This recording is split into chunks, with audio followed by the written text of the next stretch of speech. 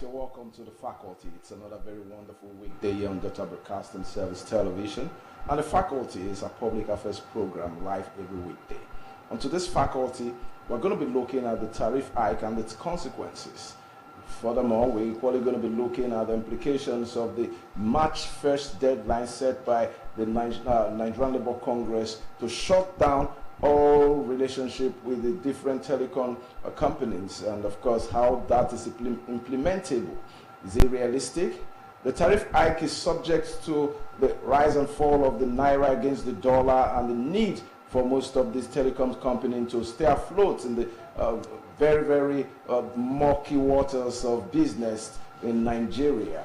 The increased prices of services being rendered by these telecom bodies, or rather telecom companies, has been called into question. Of course, they must stay afloat, and their staying afloat is subject to their continuous use of some of these resources at their disposal to make sure that we remain communicable with the different communication networks. Talking about the oil and gas sector, most importantly diesel, that are being used to run their masts and other affiliates of these telecoms companies. But then, how long could they have sustained under such a depressing economy? Not much ado, because the companies decided, and of course made the House Committee on Telecoms on the projected need for them to increase their tariff. A 10-man committee was set up between the telecom company and government to look into the possibility and feasibility and viability of the increments. But of course, before the completion of their scheduled mandate, the telecoms company went ahead to increase their tariff by 50%, and Nigerians cried foul. But then, we cried foul but didn't look at the business implications of staying afloat on the part of this telecoms company vis-a-vis the rise and fall of, or rather the relationship between the naira to the dollar. Moving forward, I've got two very important gentlemen with me in the studio who are going to throw more light on this topic. Two great men, Generation Next, I call them, public affairs analysts. They have done a great work. To my far left, I have Henry Wanze. You're welcome to the program. It is always a pleasure to be here, Meshach. And of course, the man on the suit, Chika Omoso. You're welcome to the program. Thank you very much, Sam. Thank you, viewers.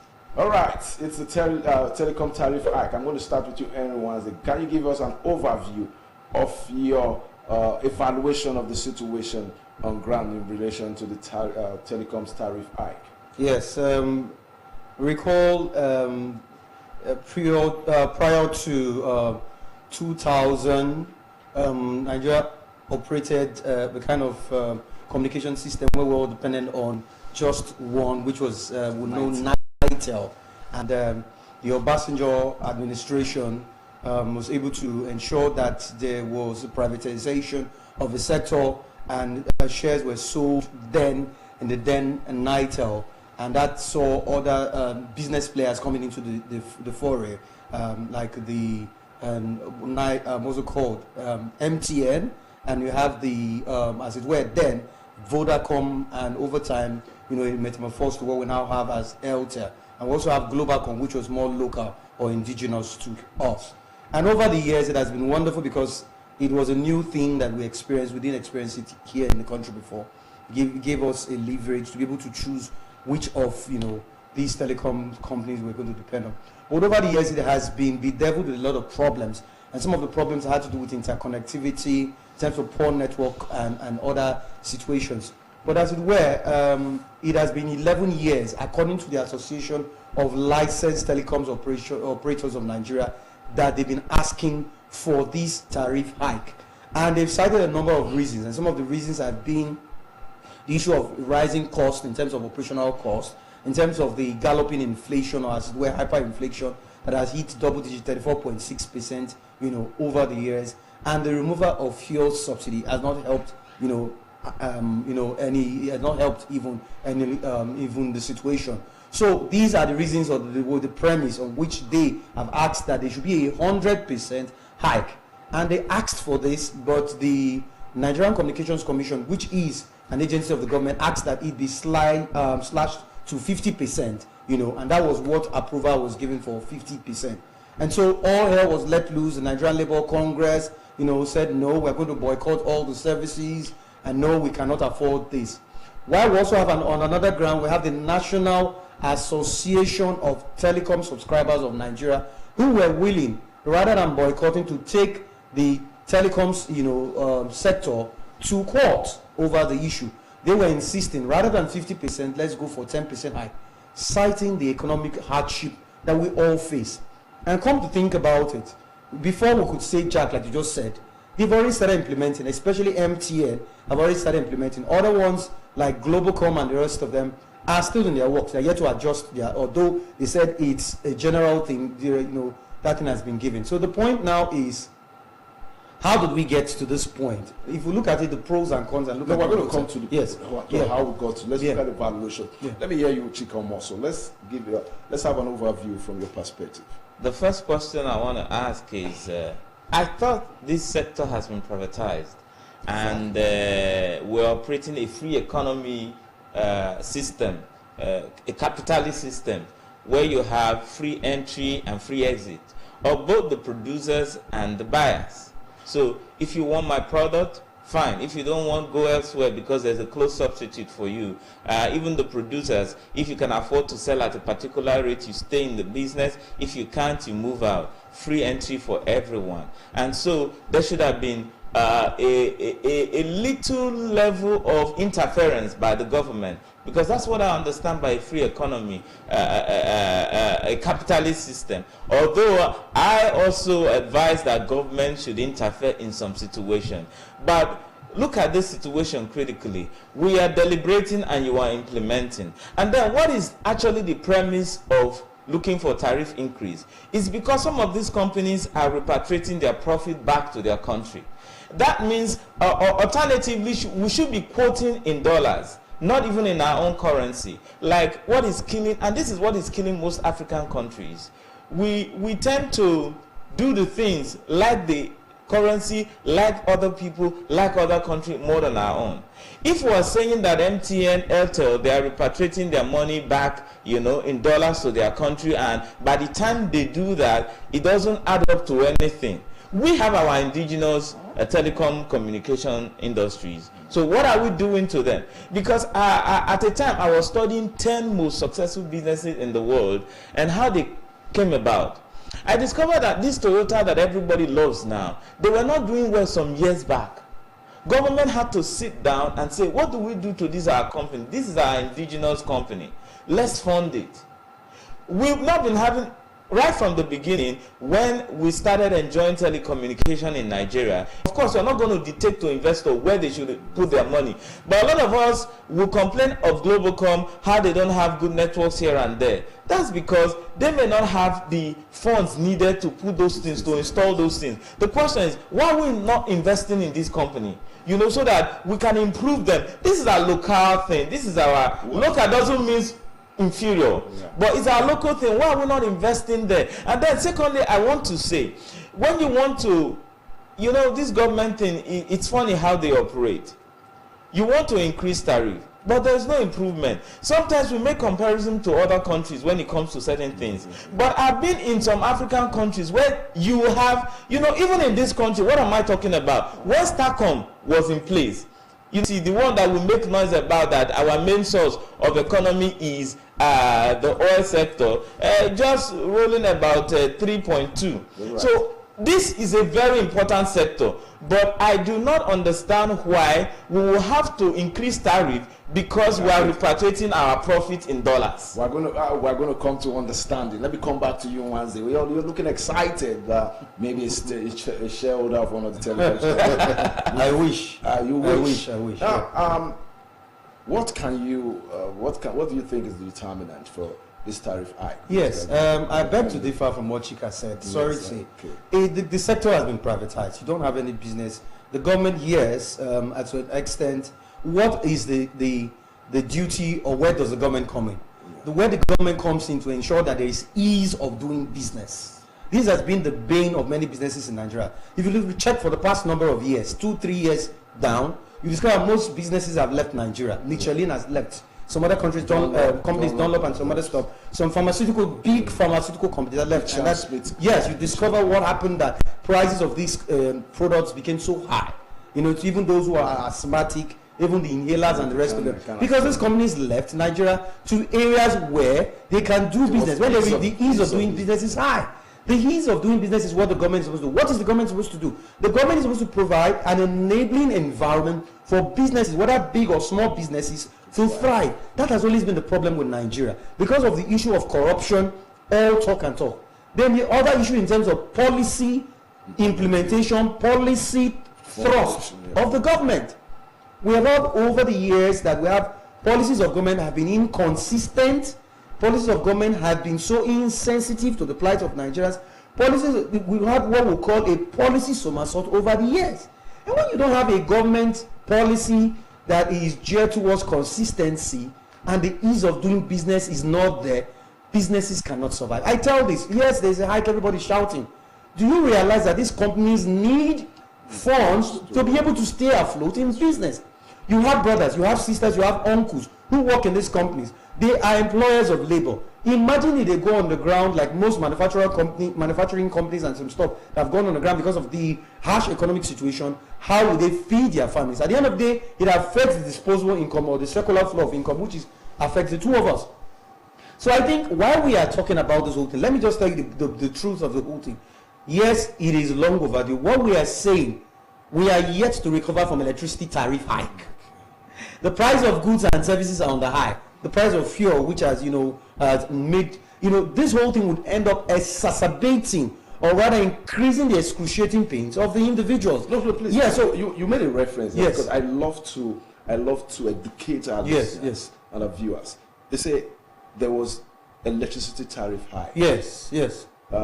The high cost of goods and services. There's double-digit inflation, the food inflation and all that. Now, telecoms hike. Exactly. Now let's reference this. Yes. The telecoms hike is premised on economic indices relating to macroeconomic situation that we have found ourselves as a nation. The same market, the same flow of cash that the electric, the power tariff was used to increase the tariff. Exactly. Is the same situation that the telecoms industry is equally using, because the telecoms industry, they buy diesel to run their to run their exactly. The electricity industry, they buy diesel to run their and the power situation in the country is epileptic. If one is justified, then why is the telecoms tariff not justified? Yeah, let me explain.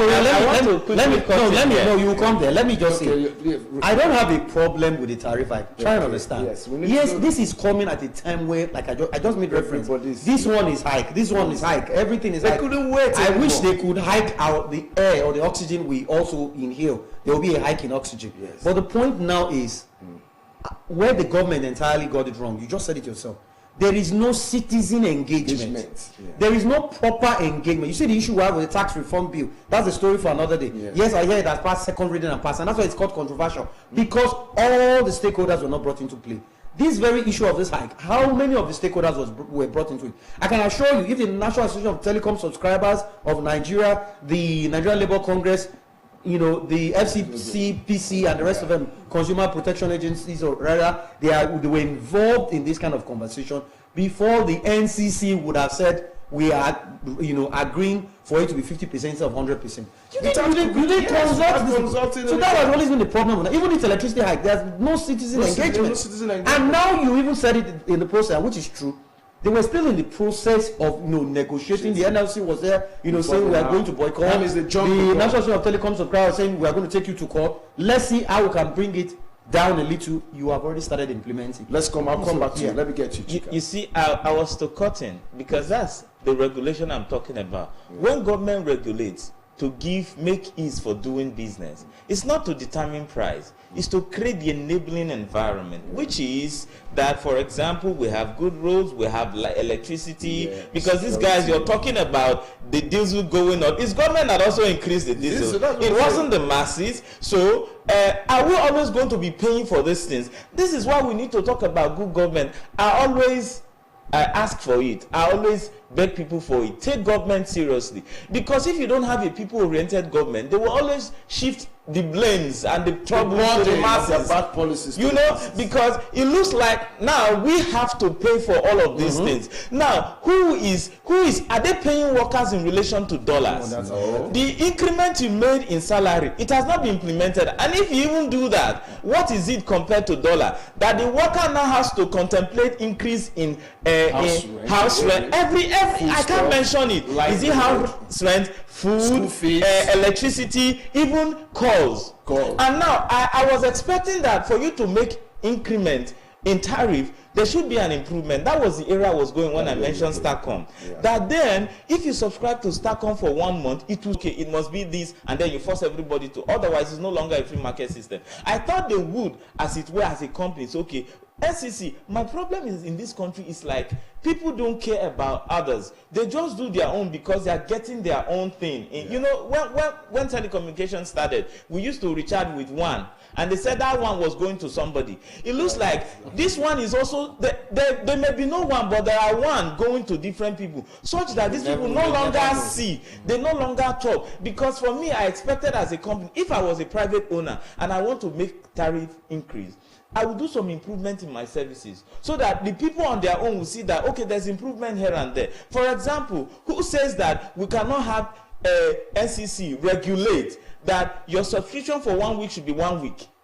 Let people begin to enjoy this thing, and then you push out this little increment. It will be easily accepted. We will not have problems with it. But now that you want to tell us everything is falling back on us, the government is taking no responsibility for nothing. And this is where I'm coming in. It's not as if that our people are working there. How many people are working in the telecommunication industry? How are we benefiting? Yes, our people are working there, but the generality of the masses will suffer it because the thing is, you said how are we benefiting? For me, I think it improves the efficiency of business. No, of course. No, I'm trying to talk about salary that our people are there. If they don't make increment, we are not going. But what I'm saying in essence is that the generality of the people suffers. If these increments are sustained, tomorrow another sector will come and say, well, see, everything in this country is just going up. Talking about the sustainability of this increment, I want to take us somewhere. Because when you look at the collaboration, I want to call it a collabo, on the decision to jump the gun by not awaiting the 10-man committee, because the government did set up a 10-man committee that constitutes members of Nigerian Labour Congress, members of the National Association of Telecom Subscribers, and licensed operators. Now, when you look at that, under the bigger umbrella of the House Committee on Telecoms. Now, if that committee was set up in truth, in fidelity, under oath, there is no way, if they don't have fifth columnists, there is no way the telecoms industry will just wake up and jump the gun. We shouldn't even be talking about tariff now. These are we have not finished our fundamental work, and then you jump into I want to ask a question. You now jump the gun and come up with an increment of 50% without recourse to the constitutions of the Federal Republic of Nigeria, without recourse to the oath of office of that 10-man committee that was set up to look into the issues they presented to the government on the needs to bring forth this increment. That means somebody within the system. Always take knee-jerk reaction, always reacting or proactive. They now have to call all of them together. That's why they shelved that protest. And that was one of the decisions which, okay, we're going to set up a committee to look into this issue. Now the point is, even before they set up that committee, it was wrong in the first place. I told you. I'm talking about citizen engagement. That has been the problem. Check all the policies, implementation, even all this, like everything. How well do we engage as citizens? It shows that, like Michael Jackson sang, the great pop singer, all I want to say is that they don't really care about us. They don't care about us. The government does not care about us. Because if the government cares about us, before they go into implementing any policy or even muting the idea, they are supposed to call all stakeholders together and decide, how do we do this? How do we? First of all, tell us, look at the indices. The problem is there. This thing has been on for a very long time. They need to increase because of operational costs and this thing. Then the stakeholders will also say, okay, we've seen now, we understand. Why not let us do it gradually? 50%. Then when you bring it, the people will not be disappointed. People will not cry foul, We are talking about services, poor services on one end. That one is a different kettle of fish. We are even talking about involving stakeholders before you embark on such. And now, you just did something what we call to feign the fact that you have a committee. And you and I know he just did that to just douse the tension at that time. Yes, and I can tell you, even with all the noise NLC is making, nothing will come out of this. It has always been the case. You see, that's the problem with our country. Because things have been happening in the country, the way it's been happening, they are becoming almost normal to us. To us, yeah. So that we are even prophesying that NLC will not come out of this thing. And he's stating facts. He's not trying to say they are just making noise. They wish something will come out. But this lack of people-oriented system that we have, even the NLC chairman, the question is he from the people? Is he actually representing the people? Or they will give him one? If I say one, you should understand what I mean. When he gets his one, he goes inside and then he forgets about it. He shares it with his people. Nobody is calling anybody to order. That's why the government will do this one today. We are talking about it. You know, you just have a government that is experimenting on all fronts. This is not how to lead. Sowore said something recently, and I buy it a lot. If the government of Obi had come in, they would have removed subsidy. If Atiku had come in, they would have removed subsidy. But the way and manner you remove it will tell you if you have an intelligent government, if you have a people-oriented government. Even when you remove it, what plans do you make it? Now, they have removed subsidy for more than a year. We're expecting that a lot of things, government will use those money to cushion some effect, make things more efficient. Power has not improved. Power has not improved, but you are raising the tariff for power. Roads are not better. The cost of traveling has gone. So what is the government there for? Our roads are not covered. Someone said at the end of the day, some people will become the richest in this country, and that is all they are looking for. The billions you're taking from people for doing subsidy is now going into a few. If 10 persons were sharing this is the same subsidy that said it does not even exist in the first place. Now let's look at let's go further. We're looking at if you're just joining us, the faculty, and of course the public affairs program on Delta Broadcasting Service Television Asaba every weekday. Onto this faculty, we're looking at the telecommunications tariff hike. And to do justice, doing justice to this topic are two very wonderful gentlemen with me in the studio, Henry Nwanze and of course Chika Omoso, and they've been doing a very good dissecting of this issue. But now let me take them further. We're looking at the speculative March 1st date for disengagement according to the Nigerian Labour Congress.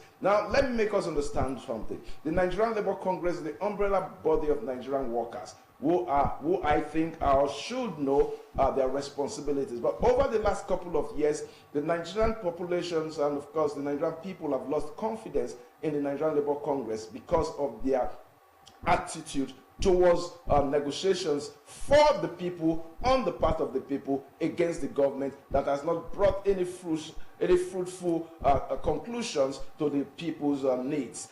Speculatively, they negotiated with government on the national minimum wage. They pegged it. They wanted 600,000 naira. The government said no. They said 250. Government now told them that if we're giving you 250,000 naira as minimum wage, that means, in quotes, the price of fuel will go above 1,000 naira. But if we leave it for you, and if you agree for 70,000, that if we agree for you for 70,000, then the price of fuel will remain at between 250 and 500. And the Labour Congress fell for that. And today we are buying fuel. We are buying fuel at the minimum wage level of 250,000 naira. But the government is paying us 70 by buying fuel at the above 1,000 naira. So who is fooling who? Nigerians have lost trust in the Labour Congress. In a lot of our other unions, Nigerians have lost trust in them. But this time, they have taken the gauntlet that they want to fight the telecoms industry head on. How are they going to achieve that? March 1st is the date. Now, almost, and of course, on Wednesday.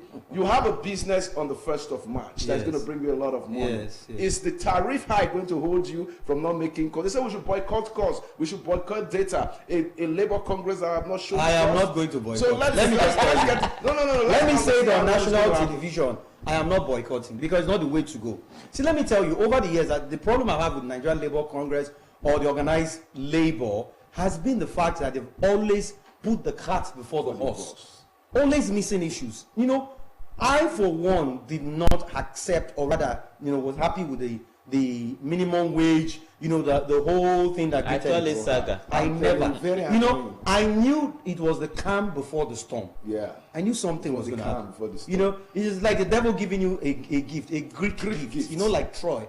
He gave you that Trojan horse, and you thought, it's okay. They were waiting for you. Just imagine, it was barely 1 year when the minimum wage was increased, and look at, Nigeria has never been the same again. Even with your 70,000 naira, what can your 70,000 naira buy for you? It's tantamount to 35,000 naira. Is as good as nothing. So what the organized labor, let me not use Nigerian labor congress, organized labor, because they are one. all they need to do, or what they ought to have been doing, is to ensure that they hold the government on its jugular, to ensure that the policy thrust of the government is such a way that it will ensure that there's a sustainability of our naira, that our naira is stable, to ensure that the economic indices is not just what we have, just mere statistics, just for statistics, but to ensure that it translates to the ordinary Nigerians. Because how many persons are receiving the 70,000 minimum wage? But this tariff hike now is cutting across both formal and informal sector. So don't focus on minimum wage. Focus on ensuring that the government makes policies, which is the fundamental role of government, to ensure that the policies are such a way, the policy trust of government is such a way that we impact positively on the lives of Nigerians, which has never been the same also. To ensure, now, who are they boycotting the services for? You cannot boycott against the what's it called? The Nigeria Telecom Association of Licensed Telecoms Operators of Nigeria. No, because they are in business. I'm telling you, let's be factual. If you're in business, don't you want to maximize profits? Of course. So don't blame them. The people who should hold responsible is the government of the federal government, or government at all levels, because they failed to do what they were supposed to do. If you create an enabling environment, like Chika said, and some other stuff put in place, these persons will be able to say, okay, let us have a buffer to be able to run our businesses. Now they are doing almost everything on their own. I wonder how they are able to even survive in this kind of harsh economic situation. Let me get your opinion before I go to the next question. Things fall apart and the center no longer holds. That's the problem we're having. Things are very cheap in this country, really. Even for the producers. Because a priest was sharing with me how that in Boston, they are not even able to hire a cook. All right? And she just comes by the weekend, makes food for them and go, because they cannot afford to keep her all through the week. Because there is value for that cook. The minimum wage you talk about, he mentioned it slightly on the passing. How many of us are even working for the government? Exactly. How many of us are benefiting the minimum wage? So that you now say government has increased minimum wage, therefore it has right to increase tariff. No, many people are not benefiting this. In those countries, there are social benefits. If you are working or you're not working, that you can get. If you are working, your children can benefit from those social welfare schemes. If you're not working at all, you and your children can. Here there is nothing. Senior citizen inclusive. Here there is nothing. And every day you have experimented by removing subsidy. The way you removed it, you experimented on floating dollar. And now you are allowing every other thing because you're regulating. There is no improvement in the system whatsoever. And you're also allowing other people to want to. In the first place, there should not be even committee to look at That's what I said. In the first place. So that they are deliberating and they are increasing. It's a charade. Shows the level where we are. What gives them the impudence to even increase the tariff when there is something on the table for discussion? I will tell you what gives them the impudence. On the 29th of May, 2023, you see, Nigerians love negative role models. Mr. President came out with executive fiat. I bought fuel that morning at 185, and I was excited. I said, okay, in the afternoon, I didn't know they had already done the inauguration, and there was a political pronouncement that was hyped. Nothing happened. So people copied their principle. Yes. And that is what is happening. That's the precedence that happened. That's why I said Nigeria has a comedy of errors. Now decided, the telecoms industry now decided, in collusion, I must use that word collusion because there's a collusion of course with players in high places to carry this out, because there's a contradiction between government. It's 1,650 naira to parallel market. We're talking about black market. The cost of my running cost has increased from 10 naira a day to 150 naira a day, and you say I should not increase tariff when the government is insensitive to my own business plan. So what is your take on this? I want to say this quickly. Yes. The number of subscribers are increasing every day. These guys are making enough money. Okay. The problem is that when you repatriate in dollars, it's like you're not making anything. But that is not the fault of the citizens. No. For the benefit of our laymen, you said repatriate in dollars. Please break it down. Now, what I mean is that some of these companies like Airtel, MTN, they are owned by people people outside. They are not owned by Nigerians. Okay. So when we make profit here, we make good profit if you go by our currency. But when we now send this profit back in dollars, what about the running cost of MTN? That's what we are saying. Now in Nigeria, the running cost is increasing. The operational cost, but they are also making more money because more people are subscribing daily. No, you understand? There's already a balance because they're making enough profit in this country. The major problem is that is why Glo was not in a hurry. Yes. This implementation we're talking about, we have to be realistic. Why is it? See, the big boys are first in the other companies, not in the local one. Well, I call it local. Please understand, not in the Globacom or the Nigerian ones. So my anger here, why I'm vibrating like this is, we don't have our own things. It's like we are still consuming in the telecommunication industry. We are consumers there. So these people who want to take in dollars because we're not putting in our naira. I love to balance the economic implications of what we're discussing here on this program. Now let me rephrase my turn. Now, Chikomoso, you are the telecom provider. Now, if I ask you, with the traffic, with the number of subscribers in South Africa, you have a good economic policy that gives you an operational style that brings profit and gives this livelihood to your people. But now, the operational costs in South Africa and Nigeria are quite different. The operational cost in Nigeria is strangulating compared to the one of South Africa. As you have said, in Nigeria, we have more subscribers. How many subscribers buy data? I mean, some people just have these phones to receive calls from their families and their friends. So we really need to really be at an equilibrium on this issue because it's a very sensitive issue. You know, the issue here is you just said something very critical. Yeah, a successful business, I need to be able to have enough funds to stay in business. I have people I pay. I have personnel that I pay that will help me continue without running cost of business. If I'm not having enough funds, it's not enough to make profit.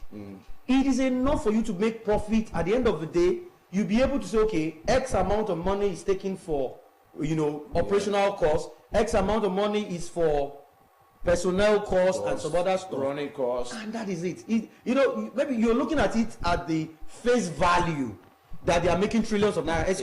Trillions of naira. If I would want to remind you, just a couple of years ago, the MTN, like you're talking about, they went public. And for a government, from an agency or whatever that intends to go public, that means they need more funds. They need money to show up funds. Meaning they cannot stay on their own again, being to pretend as if all is well. They have to go in public and sell shares that you and I will be able to buy. It shows. There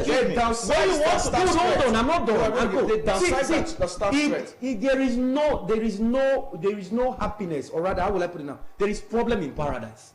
Let me get it. Yeah, I agree. Let's tell us who is going to bear the brunt. Hold on. Yes, your it is you, the business person, that will bear the brunt, but not entirely you. That's why we are holding the government accountable. Right, exactly. The government is supposed to give. Okay, let me give an example. You are a father, and by God's grace, you have so many, assets and the rest of it. You have a child. What do you do for a child? You give a child sound education, right? Now, you put the child on a sound footing to be able to stand on his own. You don't just tell the child, go. You be able to give the child some kind of buffer. Yes. So when the child faces the society, you'll be able to stand on his own. You don't just say, I've given birth to you. Yes. All I owe you is that I've given birth to you. Go. Now you know I'll take it. No. That is what the government of Nigeria is doing to business. We are talking about telecoms. We are talking of telecoms. Do you know how many businesses have already folded up? So many businesses have gone into extinction because of government policies. Okay. Tell me. Now the question is, we are looking at this is why those businesses are folding up. And we are looking at own state, in our locality. We are giving powers or responsibility to those who have been godfathers. We need to wake up and start giving this thing to young people who want to make things happen, who want to make legacy, who want to shift things. Because all of this problem is because government is not thinking, and they are shifting everything back to us. That they are not giving us anything. How many grants have you gotten this year? If you have to pay for tariff, pay for this thing by yourself. We are thinking of company, and any company that is going somewhere, you have to study the place, see if you have market, see if you can stay there. If you cannot stay there, you don't go there. You don't go there and begin to play policy with government to begin to, give you the power, the ground, everything to increase tariff. The tariff is good. I'm objective about it.